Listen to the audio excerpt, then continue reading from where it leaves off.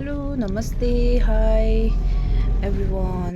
आज चाहिँ हामी दार्जिलिङतर्फ गइरहेको छौँ र अहिले चाहिँ 7 बजेको छ हो। अनि हामी चाहिँ अब रम्फू पुग्न आँटेको छ। थ्याङ्क गड हामीले आज जाम भेटेन है। सो हामी किर्ने पनि पुगिसक्यौँ अनि हामी चाहिँ किर्ने पुगेर खाना पनि खायो है। खाना चाहिँ दामी थियो। मेरो हबी चाहिँ यता ड्राइभिङ गर्नु हुँदैछ, मधुर आवाजमा गीत गाउनु हुँदै र फाइनली हामी पुगि पनि सक्यौँ। 4 घन्टाको बादमा finally we reach in a marriage hall. चाहिँ मेरो भाउजूको बहिनीको बिहामा खदाहरू पनि लगाइसक्यौँ।